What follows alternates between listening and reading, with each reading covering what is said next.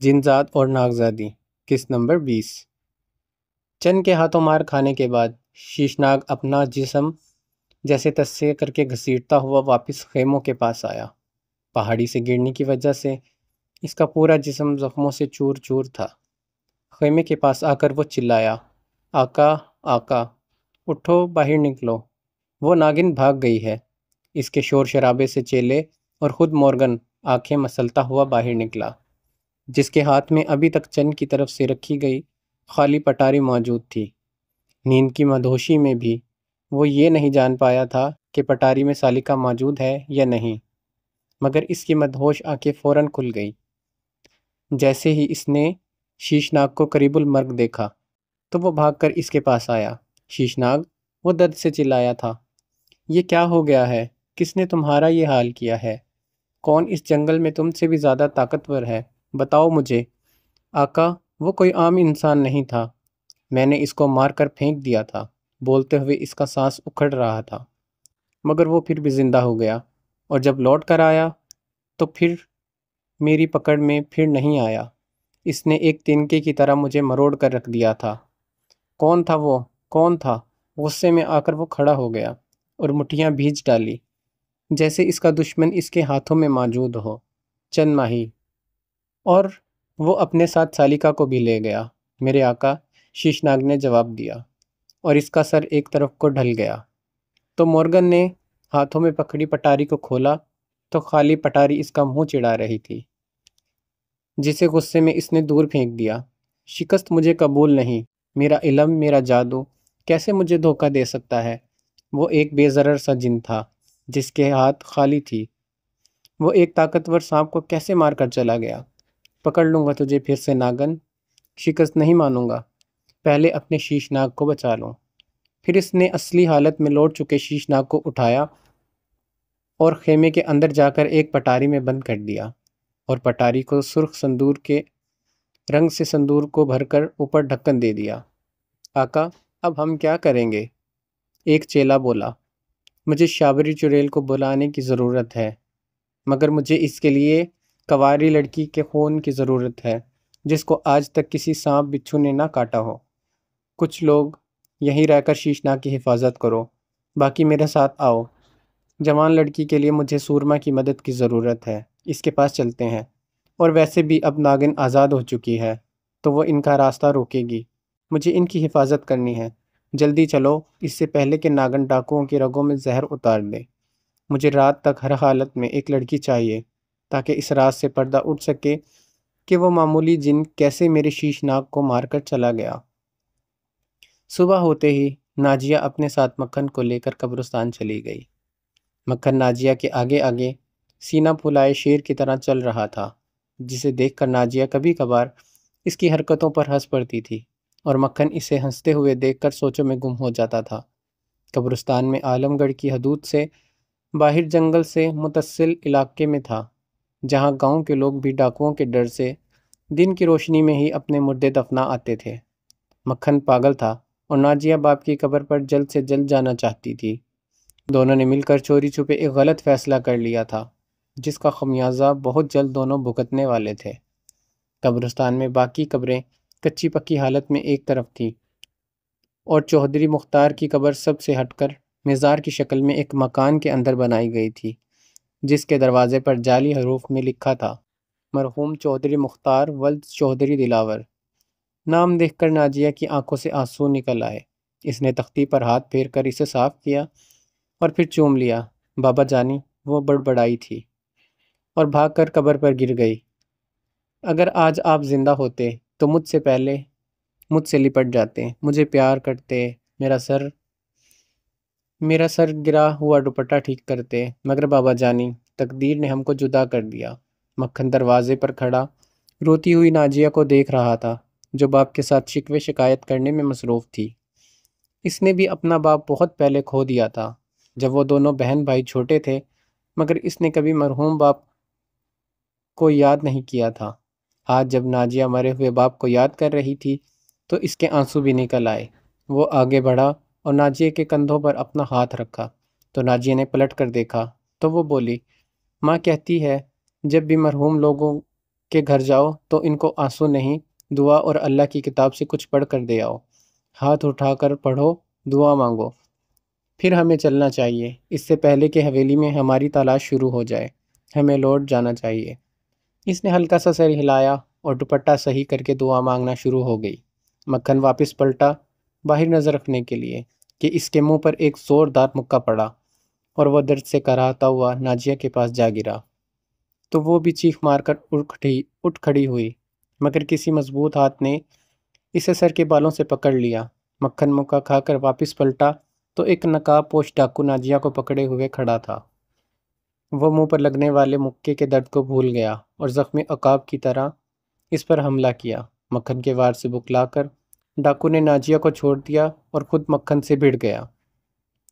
دونوں لڑتے ہوئے عمارت سے باہر نکل آئے اور ایک دوسرے پر مکوں اور لاتوں کی بارش کر رہے تھے کہ ناجیہ نے بہادری کا مظاہرہ کرتے ہوئے زمین پر پڑی ہوئی ایک اینٹ اٹھائی اور ڈاکو کے سر پر دے ماری، جو کہ مکھن پر تقریباً حاوی ہو چکا تھا۔ ڈاکو سر پکڑ کر زمین پر گرتا چلا گیا۔ خون کی لکیر اس کے چہرے پر پھیل رہی تھی کہ اس نے 2 انگلیاں منہ میں دبائی اور زور کا سانس نکال کر ایک سیٹی بجائی، تو جنگل کی طرف سے 5 گھڑ سوار ڈاکو نمودار ہوئے اور ان کو دیکھتے ہی ایک گھیرے کی شکل میں ان کی طرف گھوڑے دوڑانا شروع کر دیے۔ مکھن بھاگو، ڈاکو آ گئے، ناجیہ چلائی، تو مکھن نے اس کا ہاتھ پکڑا اور قبروں کے بیچ سے راستہ بناتے ہوئے بھاگنا شروع کر دیا۔ ان کے پیچھے ڈاکو چلاتے آوازیں نکالتے ہوئے آ رہے تھے اور وہ دونوں تیز رفتار سے ان کی آگے بھاگے جا رہے تھے کہ ایک گھڑ سوار ڈاکو نے زین سے بندھی ہوئی رسی کھولی، اس کا ایک سرا پکڑ کر ہوا میں لہرایا، جو کہ پھندا نما انداز میں باندھا گیا تھا، اور بھاگتے ہوئے مکھن کی طرف پھینک دیا، جو سیدھا اس کی گردن میں جا پھنسا۔ پھر گھڑ سوار نے اسے زور لگا کر اپنی طرف کھینچا تو مکھن تقریباً اڑتا ہوا گھڑ سوار کے پاس آ گرا۔ ناجیہ کا ہاتھ اس کے ہاتھ سے چھوٹ گیا تھا۔ پھندے نے سختی کے ساتھ اس کی گردن کو جکڑ لیا تھا۔ بھاگ جاؤ، میں ان کو روکتا ہوں چودرانی، مکھن پھندے کی سختی کی وجہ سے بمشکل بولتے ہوئے بولا، مگر ناجیہ دوڑ کر واپس اس سے آ کر لپٹ گئی اور اس کے گلے میں پڑا پھندا نکالنے کی ناکام کوشش کرنے لگی۔ اتنے میں باقی گھڑ سوار ڈاکو بھی اسے گھیر چکے تھے اور ایک نے اتر کر اسے اپنے مضبوط ہاتھوں میں دبوچا اور اسے اٹھا کر اپنے گھوڑے پر بٹھایا اور پھر اس کے پیچھے خود بیٹھ کر گھوڑا جنگل کی طرف دوڑا دیا۔ ایک ہاتھ سے اس نے چیختی چلاتی ناجیہ کو پکڑ رکھا تھا اور دوسرے ہاتھ سے وہ تیز رفتاری کے ساتھ گھوڑا دوڑا رہا تھا۔ پیچھے ایک ڈاکو نے نیچے اتر کر مکھن کے سر پر بندوق کی چوٹیں لگائی تو وہ لہو لہان ہو کر نیچے گر گیا۔ وہ اس کو وہیں تڑپتا ہوا چھوڑ کر خود جنگل کی طرف روپوش ہو گئے۔ چن اٹھو، جلدی سے اٹھو، یہ پہلی آواز تھی جو خواب خرگوش کے مزے لیتے چن نے اپنے کانوں میں سنی تھی، تو وہ ہڑبڑا کر اٹھ بیٹھا۔ سامنے چاندنی زرد چہرے کے ساتھ کھڑی تھی۔ کیا ہوا؟ سب خیریت تو ہے؟ خیریتی تو نہیں ہے، حویلی میں قیامت برپا ہے، سلطانہ بیگم نے رو رو کر برا حال کر لیا ہے۔ مگر ہوا کیا ہے یہ تو بتاؤ، چن گھبرا کر بولا۔ وہ حویلی میں ناجیہ اور مکھن۔ کیا ہوا مکھن کو؟ جلدی سے بولو، وہ ناجیہ کو نظر انداز کرتا ہوا بولا۔ دونوں ایک ساتھ غائب ہیں مکھن، تیرا بیڑا غرق ہو، لگتا ہے تیرے پاگل پن کا شکار ہو کر ناجیہ باہر چلی گئی ہے۔ چلو جلدی چلو۔ تب تک وہ جوتا پہن چکا تھا اور چاندنی کے پیچھے بھاگتا ہوا وہ حویلی کے اندر سلطانہ بیگم کے کمرے میں چلا گیا، جہاں سب اکٹھے کھڑے تھے۔ چن کو دیکھتے ہوئے وہ فوراً بولی، چن، ناجیہ اور مکھن دونوں غائب ہیں، یقیناً وہ حویلی سے باہر گئے ہیں، جلدی سے ان کو ڈھونڈو، کہہ کر سورما ان کو کہیں پکڑ نہ لے۔ اگر مکھن ناجیہ کو باہر لے گیا ہے تو وہ آج کی گاڑی سے شہر واپس جائے گا۔ میں اس پاگل کی اتنی بڑی غلطی معاف نہیں کر سکتی۔ جاؤ اور میری بیٹی کو صحیح سلامت واپس لاؤ، ورنہ واپس حویلی مت آنا، میں حویلی کے مکینوں پر کیے گئے تمہارے احسان کو بھول جاؤں گی۔ سلطانہ بیگم کا غصہ 7ویں آسمان پر تھا۔ یقیناً مکھن نے بڑی غلطی کی تھی، مگر اس سب کے بیچ وہ اس سلوک کا حقدار نہیں تھا۔ سلطانہ بیگم کے رویے نے اسے پل بھر میں توڑ کر رکھ دیا تھا۔ اسے اپنی غریبی پر رونا آ گیا، مگر اس نے ضبط کا مظاہرہ کیا اور آنکھوں سے چھلکنے والے آنسوؤں کو عین وقت پر پی گیا اور چلاتے ہوئے بولا، میں چند ماہی حویلی کی مالکن سلطانہ بیگم سے وعدہ کرتا ہوں کہ ان کی بیٹی کو صحیح سلامت واپس ان کے پاس لے کر آؤں گا، اور پھر عالم گڑھ چھوڑ کر ہمیشہ کے لیے چلا جاؤں گا۔ اور پھر وہ تیز تیز قدم اٹھاتے ہوئے باہر نکل گیا۔ ایک فیصلہ سلطانہ بیگم نے سنایا تھا، اور اب ایک فیصلہ وہ سنا کر چلا آیا تھا۔ چاندنی اس کے پیچھے بھاگتی ہوئی چلی آ رہی تھی۔ چند، یہ تم نے کیا کیا؟ کیوں جاؤ گے؟ میں مر جاؤں گی تمہارے بغیر۔ میرا کیا ہوگا؟ چند، میں تم سے باتیں کر رہی ہوں، سن رہے ہو مجھے؟ وہ غصے میں چلتے ہوئے چند کا بازو کھینچ کر بولی، تو وہ رک گیا۔ ہاں میں سن رہا ہوں، بت نہیں ہوں جو گونگا بہرا کھڑا رہوں گا۔ نہیں رہنا مجھے یہاں اب ایک پل بھی۔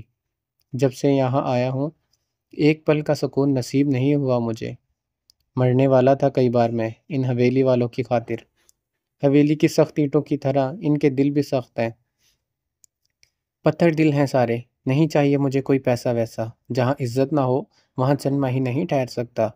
اور میں ان سب کے بیچ جس کا بھید تمہاری وجہ سے کھل چکا ہے، کہاں جاؤں گی بیمار باپ کو لے کر؟ اب تو تانگا بھی ڈاکو لے گئے ہیں، چاندنی روحانسی آواز میں بولی۔ پگلی، تجھے چھوڑ سکتا ہوں میں؟ چند جہاں سے سوچتا ہے وہاں رہتی ہے۔ چند اس کا ہاتھ لے کر سر پر رکھتے ہوئے بولا، سردار ہے میری، میں تمہیں بھی بابا کے ساتھ شہر لے جاؤں گا اپنے گھر۔ روکی سوکھی مل کر کھائیں گے، مگر کبھی پتھر دل والے لوگوں کی نوکری نہیں کریں گے۔ بہت ہو گیا ان کا ہم جیسے لوگوں سے، بس مالک اور نوکر کا رشتہ ہوتا ہے، اور اس رشتے کے کچھ بھیک میں ملے پیار کے لفظوں کو ہم جذباتی ہو کر اپنا سمجھ لیتے ہیں۔ میں غلط تھا۔ اب تم گھر جاؤ اور سامان باندھ کر رکھو، میں شام تک ان کو ڈھونڈ کر آ جاؤں گا تو ہم شہر جانے والی ریل گاڑی میں بیٹھ جائیں گے۔ تم ان کو کہاں ڈھونڈو گے چند؟ تمہیں تو پتہ بھی نہیں ہے کہاں جانا ہے۔ وہ یقیناً جہاں بھی گئے ہوں گے کسی نہ کسی نے ان کو جاتے ہوئے ضرور دیکھا ہوگا۔ میں گاؤں کے ایک ایک شخص سے پوچھوں گا۔ چند، کل ناجیہ سلطانہ بیگم سے قبرستان جانے کی ضد کر رہی تھی، مگر انہوں نے اسے سختی سے ڈانٹ دیا۔ میرا دل کہتا ہے کہ وہ قبرستان گئی ہوگی مکھن کو لے کر۔ اگر تم کہو تو میں وہاں تک آ سکتی ہوں، اگر وہ وہاں نہ ہوئے تو میں واپس آ جاؤں گی۔ چند چاندنی کو لے کر قبرستان چل پڑا، اور راستے میں جو بھی ملتا وہ اس سے مکھن اور ناجیہ کے بارے میں بڑی بےتابی سے پوچھتا، مگر اسے سب کا جواب نفی میں مل رہا تھا۔ مکھن میرے دوست، کہاں چلا گیا تو؟ اگر تجھے کچھ ہو گیا تو میں پورے جنگل کو آگ لگا دوں گا، اسے کچھ نہیں ہوگا۔ خود کو پریشان مت کرو۔ اتنے میں وہ قبرستان کے پاس پہنچنے والے تھے تو وہاں سے ایک شخص بھاگتا ہوا آ رہا تھا، جس نے پوچھنے پر بتایا کہ وہ کھیتوں میں کام کر رہا تھا کہ ڈاکوؤں نے چودھری مختار کے مقبرے پر حملہ کیا اور ایک شخص کو مار کر اس کے ساتھ موجود لڑکی کو اٹھا کر جنگل کی طرف روپوش ہو گئے۔ وہ کافی دور تھا اور چھپ کر دیکھ رہا تھا، تو لڑکی اور اس شخص کو پہچان نہیں پایا۔ چند نے اتنا سنا تو بھاگتا ہوا قبرستان میں نظر آنے والے مقبرے کی طرف دوڑ پڑا، جس کے قریب مکھن خون میں لت پت بے ہوش پڑا تھا۔ فوراً اس نے سینے پر سر رکھ کے اس کی دھڑکن چیک کی تو اس کا دل ابھی تک دھڑک رہا تھا۔ زندہ ہے ابھی یہ چاندنی، مگر اس کی حالت مجھے خطرناک لگ رہی ہے۔ کسی نہ کسی طرح اسے گاؤں لے جانا پڑے گا۔ تو اسے گاؤں لے جانے آیا ہے اور میں تجھے اس قبرستان میں زندہ گاڑنے آیا ہوں۔ دیکھ، تیری موت تجھے کن بہانوں سے سیدھا تیری قبر کے پاس لے آئی ہے۔ اچھا ہوا، اب تیری لاش کو گاؤں کے آوارہ کتے نوچیں گے نہیں۔ ہا ہا ہا۔ ایک تیز آواز اس کے کانوں میں پڑی تو چند اور چاندنی دونوں نے گھوم کر دیکھا تو ایک شخص گاڑی میں بیٹھا ہاتھ میں پستول لہرا رہا تھا۔ چاندنی، تو مکھن کو سنبھال، ذرا میں اس کتے کو دیکھ لوں۔ کون ہے تو؟ کیا چاہتا ہے مجھ سے؟ اگر کوئی پرانا حساب کتاب ہے تمہارا میرے ساتھ تو ابھی چلا جا، پھر آ کر کسی میدان میں چکتا کر لینا۔ میرے راستے میں ابھی مت آ، مجھے بہت ضروری کام ہے ابھی۔ چند اس کی طرف دیکھ کر بولا، موت کا دوسرا نام جابر ہے، کرائے کا قاتل۔ میں تیری زندگی ختم کرنے کے پیسے وصول کر چکا ہوں، ادھار رکھنا، میرے دھندے میں نہیں بے وقوف۔ چل کلمہ پڑھ لے، تیری موت کا وقت آ گیا ہے۔ جابر نے ہنستے ہوئے پستول سیدھا کیا اور کافی دیر سے ٹریگر پر جمائی ہوئی انگلی کو دبا دیا۔ چند گولی چلتے ہی اچھلا اور ایک ٹوٹی ہوئی قبر کے اوپر پیچھے جا گرا۔ چاندنی کے منہ سے ایک ہولناک چیخ نکلی اور وہ مکھن کو چھوڑ کر چند کی طرف بھاگی۔ سورما، میرے دوست سورما، بہت بڑا نقصان ہو گیا میرے دوست، مجھے تمہاری اشد ضرورت ہے۔ مورگن اس کے آگے روتے ہوئے بولا۔ کیا ہو گیا ایسا مورگن؟ تم تو 7 شیطانوں کے باپ تھے، اچانک سے کیوں بچوں کی طرح رو رہے ہو؟ سورما حیرانی سے بولا۔ دوست، وہ ناگن بھاگ نکلی ہے اور جاتے جاتے میرے شیشناگ کو بھی ڈس گئی ہے۔ وہ اب زندگی اور موت کی کشمکش میں پڑا ہے، میں برباد ہو گیا ہوں۔ کیا وہ ناگن بھاگ نکلی ہے؟ مطلب وہ بلا؟ سورما کے چہرے پر موت کے جیسے اچانک سے ویرانی چھا گئی، اور وہاں موجود سب ڈاکوؤں کا یہی حال تھا۔ مصیبت یہ نہیں ہے کہ وہ ناگن بھاگ گئی ہے، مصیبت یہ ہے کہ میرا شیش ناگ مرنے والا ہے، اور اسے بچانے کے لیے مجھے جوان کنواری لڑکی کے خون کی ضرورت ہے۔ مورگن جان بوجھ کر چند ماہی کا نام کھول کر گیا تھا، کیونکہ وہ جانتا تھا پھر سورما اس سے ڈر کر چند ماہی کا پیچھا نہیں کرے گا، ورنہ اسے امید تھی کہ کسی ڈاکو کی اندھی گولیوں کا نشانہ وہ بن سکتا ہے۔ بے وقوف مورگن، لڑکی تو تجھے میں آج ایک نہیں، دو نہیں، درجن بھر لا دوں گا، مگر اس زہریلی بلا سے بچنے کا ہمارا بھی کوئی بندوبست کرو، ورنہ ہم سب اس کے زہر سے مارے جائیں گے۔ جو تمہارے ہاتھوں سے نکل گئی ہے، اس کے آگے ہماری بندوقیں کیا چیز ہیں؟ وقت سے پہلے ڈر کر مرو نہیں سورما، میں سارا بندوبست کر کے آیا ہوں۔ یہ لو دھاگے، اور سب اسے اپنے بازوؤں پر باندھ لو۔ وہ روپ دھاری ناگن اب ایک ناگن بن کر تم لوگوں کو چھو نہیں سکے گی۔ اگر اس نے ایسا کیا تو اپنے زہر سے مر جائے گی۔ مورگن نے سب کو سفید رنگ کے دھاگے بانٹ دیے، جو سب نے جلدی جلدی اپنے بازوؤں پر باندھ لیے۔ اتنے میں وہاں گھڑ سوار ڈاکوؤں کا ایک جتھا آ کر رکا، جنہوں نے ایک خوبصورت لڑکی اٹھائی ہوئی تھی جو کہ بے ہوش تھی۔ سردار، یہ چھوکری ایک چھوکرے کے ساتھ قبرستان آئی تھی، مختارے کی قبر پر۔ سورما کے عقب میں موجود دارو آگے بڑھا اور ناجیہ کے چہرے سے بال ہٹا کر اسے دیکھتے ہوئے بولا، سردار مبارک ہو، یہ تو سلطانہ کی چھوری ہے۔ اس کا چہرہ اس روز میں نے اچھی طرح دیکھا تھا۔ گھر بیٹھے خزانہ ہاتھ لگ گیا ہے۔ ابھی بندوق سیدھی کرو اور ساری کی ساری گولیاں اس کے جسم میں اتار دو، اور لاش کو ندی کے پاس پھینک دینا۔ سلطانہ کے ساتھ آدھا حساب تو برابر کر دیں، ابھی کے ابھی۔ دارو کی بات سن کر سورما نے سر ہلایا اور بندوق سیدھی کر کے اس کی نالی ناجیہ کے سر پر رکھی۔ اس سے پہلے کہ سورما گولی چلاتا، مورگن نے دھاڑ کر اسے روکا اور بھاگ کر اس کا ہاتھ پکڑ کر اس کی ہتھیلی کی لکیریں دیکھنے لگ گیا۔ پھر خوشی سے بولا، سردار مل گئی وہ لڑکی جس کی مجھے تلاش تھی۔ اسے بندوق سے مت مارو، کل صبح اس کا ڈھانچہ لاش مجھ سے لے لینا۔ جو موت اسے تم مارو گے، اس سے دردناک موت اس کا انتظار کر رہی ہے۔ سپیرے، یہ سردار کے برسوں کا انتقام ہے، ہم کیسے اسے تمہیں زندہ دے سکتے ہیں؟ دارو، سلطانہ کی چھوری مورگن کو دے دو، کل صبح اس کی لاش لے کر حویلی کے پاس پھینک آنا، یہ میرا حکم ہے۔ سورما بولا، مگر سردار، اگر مگر کچھ نہیں دارو، چھوری دے دے۔ سورما کا حکم سنتے ہی مورگن نے چیرنوں کو اشارہ کیا۔ انہوں نے ڈاکوؤں سے ناجیہ کو لے کر کندھے پر رکھا اور اسے اٹھائے ہوئے مورگن کے پیچھے چل پڑے، جو اب خوشی خوشی واپس جانے کے لیے مڑ چکا تھا۔ سلطانہ بیگم، آپ آج زیادہ غصے میں ہیں، آپ کو چن کو ایسا نہیں بولنا چاہیے تھا۔ وہ زبان کا پکا ہے، اب وہ یہاں نہیں رہے گا اور عالم گوٹ چھوڑ کر چلا جائے گا۔ منشی، کسی کے رہنے یا جانے سے ہماری زندگی کم یا زیادہ نہیں ہو جائے گی۔ چنگیزی سچ کہتا ہے، نوکروں کو سر پہ زیادہ چڑھا لو تو خود کو مالک سمجھ بیٹھتے ہیں۔ جب جس کی مرضی آتی ہے، جہاں آتی ہے، آ رہا ہے، جا رہا ہے۔ منشی جی، آپ یہ بتاؤ، اتنی قیامت آ چکی ہے، شہروز نظر نہیں آ رہا، وہ کہاں ہے؟ چودھرانی جی وہ منشی چودھرانی کے غصے کو دیکھ کر کچھ کہتے کہتے رک گیا۔ کیا جی وہ؟ میں پوچھ رہی ہوں، شہروز کہاں ہے؟ وہ کل رات کو کرن بی بی کے ساتھ اس کے فارم ہاؤس پر چلا گیا تھا۔ کیا؟ مجھے بتائے بغیر کیسے جا سکتا ہے وہ؟ آپ سو رہی تھی نا، مر تو نہیں گئی تھی؟ ابھی کال کرو اسے اور بتاؤ اسے ناجیہ کے بارے میں، جب آئے گا تو کان کھینچوں گی۔ جہان بین کو اتنی بڑی حویلی میں اکیلا چھوڑ کر باہر گلچھڑے اڑا رہا ہے۔ کہانی جاری ہے، اس کا بقیہ حصہ اسی کے ساتھ جوڑ دیا جائے گا، تو آپ پڑھ کے جائیے گا۔ جنزاد اور ناگزادی، قسط نمبر 21۔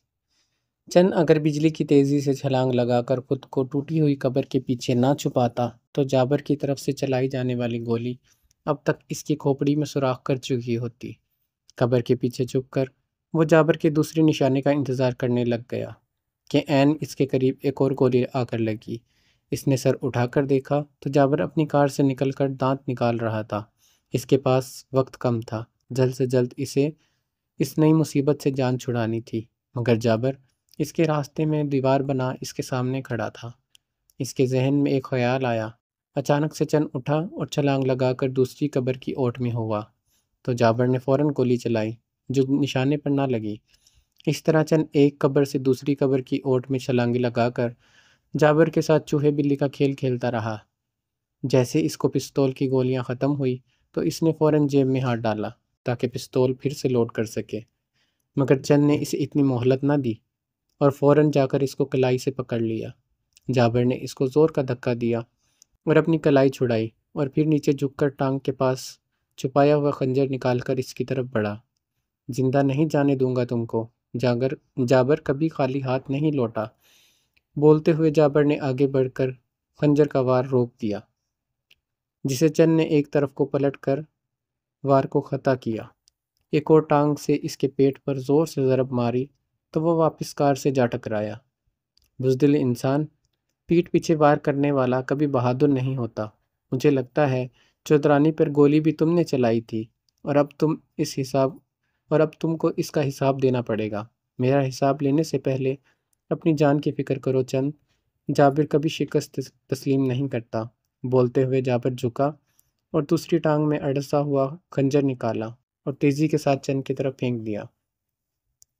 یہ اس کا بڑا ہی خطرناک وار تھا جسے چند نے بڑی مہارت کے ساتھ خطا کیا۔ اب جابر اس کے سامنے خالی ہاتھ کھڑا تھا۔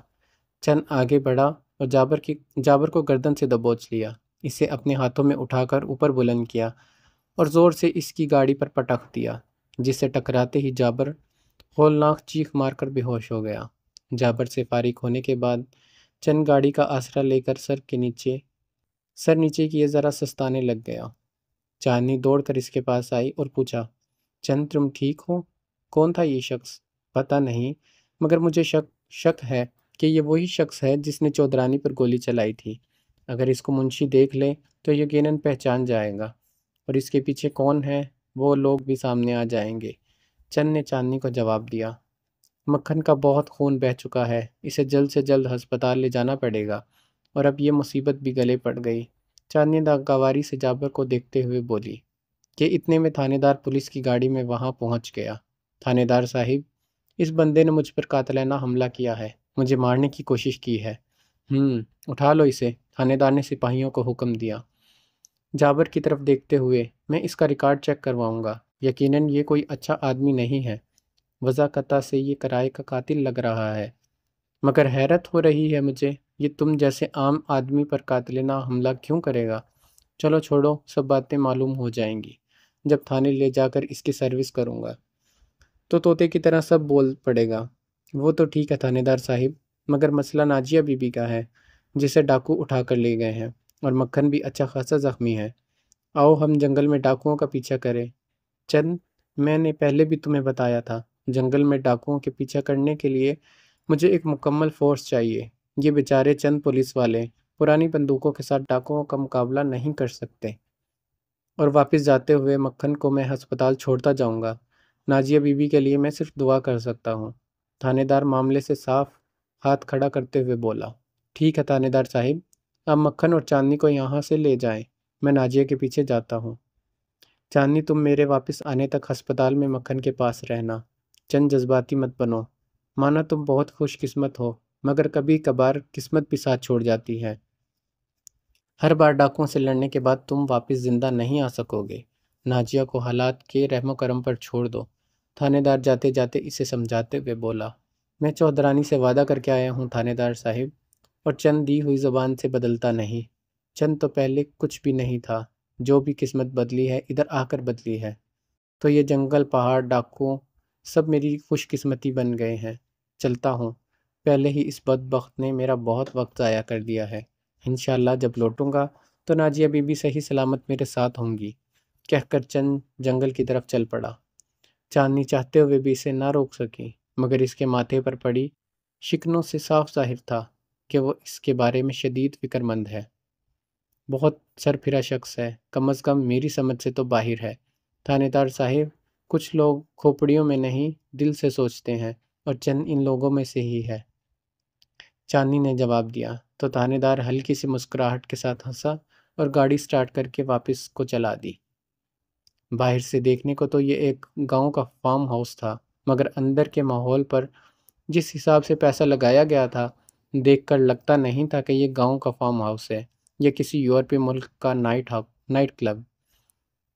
رنگ برنگی چمکتی روشنیوں میں بجتے ہوئے سازوں پر تھرکنے والے بدن، ہاتھوں میں پکڑے جام، سب لوگ ایک دوسرے میں گم نظر آتے تھے، مگر ایک کونے میں پچھلے آدھے گھنٹے سے چپ چاپ بیٹھے شہروز کو کرن سر دھڑ کی بازی لگا کر منانے کی کوششیں کر رہی تھی کہ وہ اس کے دوستوں کے سامنے ہاتھ میں جام لے کر ایک ہاتھ اس کی کمر پر رکھ کر ذرا سا ڈانس کر لے، ورنہ اس کے دوستوں کے سامنے اس کی عزت خاک میں مل جائے گی کہ کون سے پینڈو شخص کو وہ اپنا جیون ساتھی بنا رہی ہے۔ پلیز شہروز، مان لو میری بات، بس ایک بار پلیز۔ یہ تمہارے سامنے ناچ رہے لڑکے کوئی عام لڑکے نہیں، شہر کے بزنس مین، بیوروکریٹ، اعلیٰ سرکاری عہدوں پر بیٹھے افسروں کی امیر کبیر اولادیں ہیں، اور سب کی یہی خواہش ہے کہ ان کا ہاتھ میری کمر تک پہنچے، اور ایک تم ہو میری بات نہیں مان رہے۔ شاید تم کو یقین نہ ہو، ایک منٹ ابھی اپنی آنکھوں سے دیکھو۔ تو کرن نے پاس کھڑے ایک خوش شکل لڑکے کو اپنی طرف آنے کا اشارہ کیا، تو وہ پاس آ کر بولا، جی جانے من، بولو کیا حکم ہے؟ کیا نام ہے تمہارا، اور تمہارے باپ کیا کرتا ہے؟ میرا نام ندیم بیگ ہے، میرا باپ ایک مشہور جج ہے، نام بتانے کی ضرورت نہیں، پورا شہر ان کے آگے سر جھکاتا ہے۔ اس لڑکے نے جواب دیا، پورا شہر تمہارے باپ کے آگے سر جھکاتا ہے، تم میرے آگے سر جھکاؤ گے؟ کرو کس، نیچے جھک کر، اور میرے جوتے کے اوپر کس کرو؟ کرن تحکمانہ لہجے میں بولی، تو وہ لڑکا چوں چرا کیے بغیر فوراً نیچے جھکا اور کرن کے جوتے کو دیوانے وار چومنے شروع کر دیا، جیسے یہ اس کے لیے فخر کی بات ہو۔ اس کی یہ حرکت دیکھ کر جہاں شہروز کو حیرت کا جھٹکا لگا، وہیں کرن اسے فاتحانہ انداز میں دیکھ کر مسکرا رہی تھی۔ ہاں مسٹر شہروز، اب کیا خیال ہے تمہارا؟ کرن، میں تمہیں پہلے بھی بول چکا ہوں، اپنی بات بار بار دہرانے کا مجھے شوق نہیں۔ یہ ایک لڑکا تو کیا، پورا شہر بھی تمہارے جوتوں پر گر پڑے، مجھے کوئی فرق نہیں پڑے گا۔ میری تربیت ایسی نہیں ہوئی کہ میں لوگوں کے قدموں میں گرتا پھروں۔ میں تو اس لیے یہاں آیا تھا کہ تمہیں سمجھ سکوں، مگر یہاں آ کر تو میں الجھن کا شکار ہو گیا ہوں۔ کرن، ڈرائیور کو بولو گاڑی نکالے اور مجھے واپس حویلی چھوڑ آئے۔ میں امی کو بتا کر نہیں آیا تھا، اگر ان کو پتہ چل گیا تو وہ بہت غصہ ہوں گی۔ شہروز، کیا بچوں جیسی باتیں کر رہے ہو؟ کیا امی کو بتا کر آنے کی عمر ہے یہ تمہاری؟ چھوٹے بچے تو نہیں۔ مجھے تو اب بابا پر غصہ آ رہا ہے، جو میری اور تمہاری شادی کے متعلق سوچ رہے ہیں، اور یہاں ہم ایک دوسرے سے زمین آسمان کے فاصلے جتنے دور کھڑے ہیں۔ جو بھی ہو کرن، میں نہیں بدل سکتا، یہ گھٹن زدہ ماحول میری جان لے لے گا۔ آئی ایم سوری فار ایوری تھنگ، میں جا رہا ہوں۔ شہروز بیٹا، اس کو اٹھتا دیکھ کر ایک جانی پہچانی بھاری بھرکم آواز اس کو سنائی دی۔ جب شہروز نے پیچھے مڑ کر دیکھا تو چنگیزی کمرے کا دروازہ کھول کر ہال میں داخل ہو رہا تھا۔ کہاں جا رہے ہو یہ رنگ برنگی پارٹی چھوڑ کر؟ تمہارے چہرے سے لگ رہا ہے تم نے میری پھول جیسی بیٹی کا نازک سا دل توڑ دیا ہے۔ اس نے ضد کر کے مجھ سے تمہارے لیے یہ پارٹی ارینج کی ہے۔ چنگیزی انکل، آپ اور یہاں؟ آپ کب آئے؟ شہروز کو حیرت کا جھٹکا لگا۔ بیٹا، ابھی ابھی میرے پاس منشی جی کا فون آیا ہے، تمہارے لیے کوئی اچھی خبر نہیں ہے۔ کیا مطلب انکل؟ اس نے پوچھا۔ ناجیہ بیٹی حویلی میں موجود نہیں ہے، اور نہ وہ تمہارا ملازم مکھن موجود ہے، دونوں ایک ساتھ غائب ہیں۔ سلطانہ بیگم تمہیں حویلی بلا رہی ہیں، اس لیے میں تمہیں یہاں آ کر اطلاع دینے آیا تھا۔ باہر گاڑی کھڑی ہے، جاؤ جلدی سے حویلی چلے جاؤ، میں ذرا ٹھہر کر آؤں گا۔ تو شہروز کوئی جواب دیے بغیر جلدی سے باہر نکل گیا۔ کیا ہوا کرن بیٹی، شکار جال میں پھنسا یا نہیں؟ نہیں بابا جانی، یہ گھی سیدھی انگلی سے نکلنے والا نہیں، ہمیں انگلی ٹیڑھی کرنی پڑے گی۔ شہروز ماں کا کچھ زیادہ ہی وفادار ہے، یا تو پھر ماں کو صفا ہستی سے مٹانا پڑے گا یا شہروز کو۔ میری بے وقوف بیٹی، صفا ہستی سے تو سب مٹیں گے، ایک ایک کر کے۔ میں تو ان کے مٹنے کے بعد خود کی طرف اٹھنے والی مشکوک انگلیوں کو ہٹانے کی کوشش کر رہا ہوں۔ تم اب اپنی پارٹی انجوائے کرو، میں چلتا ہوں۔ مجھے ایک خبر کا انتظار ہے۔ اس خبر کے بعد رانا کو لے کر میں حویلی جاؤں گا۔ پھر فیصلہ ہوگا حویلی کو کب فتح کرنا ہے۔ جیسے جیسے دن چڑھ رہا تھا، چنگیزی کے چہرے کے تاثرات بھی بدل رہے تھے۔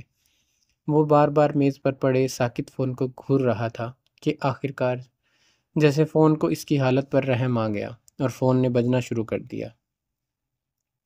تو وہ لپک کر فون کی طرف بڑھا اور کریڈل سے ریسیور اٹھا کر جلدی سے ہیلو بولا۔ دوسری طرف سے رانا کی آواز ابھری، چنگیزی مر گئے، جلدی سے روپوش ہو جاؤ۔ کیا بک رہے ہو رانا؟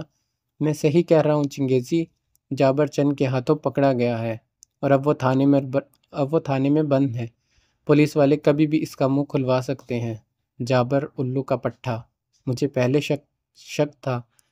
یہ جو دیر ہو رہی ہے یقیناً کوئی مانوس خبر آئے گی۔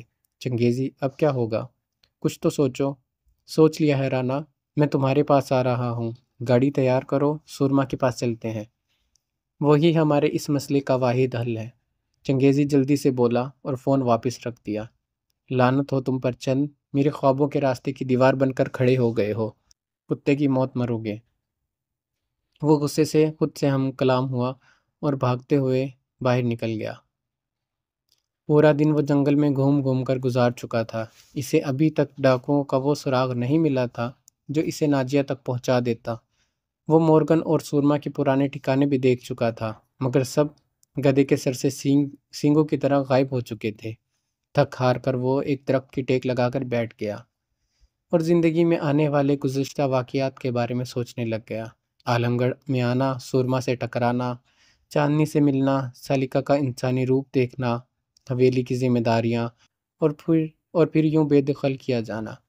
ابھی یہ ڈرامہ ختم کہاں ہوا تھا؟ اس کے ساتھ کیا ہو رہا ہے وہ خود بے خبر تھا۔ وہ چند تھا یا آگرس؟ اس کے کانوں میں آواز آئی، آگرس، تم یہاں کن سوچوں میں غرق بیٹھے ہو؟ جس کی تمہیں تلاش ہے اس کے بارے میں سوچو۔ جب وہ اپنی سوچوں کے بھنور سے نکلا تو اس کے سامنے سالکا انسانی روپ دھار چکی تھی، ہمیشہ کی طرح جادوئی روپ کے ساتھ۔ اگر وہ چاندنی پر دل نہ ہار چکا ہوتا تو یقیناً زندگی کے سفر کے لیے اس کا انتخاب سالکا ہوتی، بھلے یہ جانتے ہوئے کہ وہ ایک ناگن ہے، مگر انسانی روپ میں آ کر وہ سامنے والے کا سارا ڈر خوف نکال دیتی تھی۔ اتنا حسن بھرا تھا اس کے روپ میں، چاند سا چہرہ، گلاب کی پنکھڑیوں جیسے گلابی گال، جھیل مانند آنکھیں، اس کے اصلی روپ کی طرح بل کھاتے سیاہ بال۔ تمہیں کیسے معلوم ہے میں کس کی تلاش میں ہوں؟ ناگن ہوں، زمین کے اندر رہتی ہوں، زمین کے اوپر چلنے والوں کو ان کی چال سے پہچان جاتی ہوں۔ جس کی تم تلاش میں ہو وہ بہت مشکل میں ہے، جلدی سے اس کو بچا لو اگر بچانا چاہتے ہو تو، ورنہ تم بھی مارے جاؤ گے اس کے بعد۔ میں کیوں؟ اس نے پوچھا۔ آگرس، تم اپنا آپ بھول چکے ہو، مگر وہ شیطانی سپیرا کہیں سے جان چکا ہے تم ایک جن ذات ہو، وہ تمہیں قابو کرنا چاہتا ہے۔ دوسرا، تم نے اس کے طاقتور سانپ کو موت اور زندگی کے کشمکش میں ڈال دیا ہے، وہ اس کا بدلہ بھی لے گا۔ اچھا یہ بتاؤ پھر ناجیہ کہاں ہے؟ اب میں سپیرے اور سورما کے پرانے ٹھکانوں کو دیکھ چکا ہوں، وہاں تو کوئی بھی نہیں۔ وہاں اب کوئی نہیں۔ مورگن کو ایک لڑکی کی ضرورت تھی بلی چڑھانے کے لیے۔ عین اسی وقت ناجیہ ڈاکوں کے ہاتھ لگ گئی، اور مورگن جب سورما کے پاس پہنچا تو ناجیہ کا ہاتھ دیکھ کر وہ پہچان گیا، یہ لڑکی بلی دینے کے لیے بالکل صحیح ہے۔ وہ اسے ایک غار میں لے گیا ہے جہاں ناجیہ کو اس نے باندھ دیا ہے، اور رات کے کسی بھی وقت وہ اس کی گردن کاٹ دے گا۔ تم نے ڈاکوؤں کو مار کیوں نہیں دیا؟ اس طرح تم ناجیہ کو بچا سکتی تھی۔ میں اب ڈاکوؤں کے پاس بھی نہیں بھٹک سکتی، انہوں نے طلسم کیے ہوئے دھاگے باندھ رکھے ہیں جو ان کو مورگن نے دیے ہیں۔ جب تک وہ ان کی کلائیوں میں بندھے ہیں وہ مجھ سے محفوظ ہے، اور ناجیہ اب تمہاری پہنچ سے دور ہے۔ تم واپس چلے جاؤ، مغرب ہونے والی ہے، اندھیرا ہوتے ہی وہ ناجیہ کو بلی پر چڑھا دے گا۔ اب تمہارے پاس وہ جادوئی تعویذ بھی۔ وہ اس کی گردن کی طرف دیکھتے کچھ کہتے کہتے رک گئی۔ کیا ہوا؟ سالکا کو چپ دیکھ کر چند بولا، جادوئی تعویذ تمہاری گردن میں آ چکا ہے آگرس، اس کا مطلب ہے تمہارے اندر طاقت بھی آ گئی ہے، اب تم مورگن کا سامنا کر سکتے ہو۔ سالکا کی بات سن کر اس نے اپنی گردن کو چھوا تو تعویذ اس کی گردن میں آ چکا تھا، جو پہلے خود بخود غائب ہو گیا تھا۔ چلو جلدی چلو، اب مورگن کی طرف چلتے ہیں۔ میں اس کے قائم کردہ حصار میں داخل نہیں ہو سکوں گی، اندر تم اکیلے جاؤ گے۔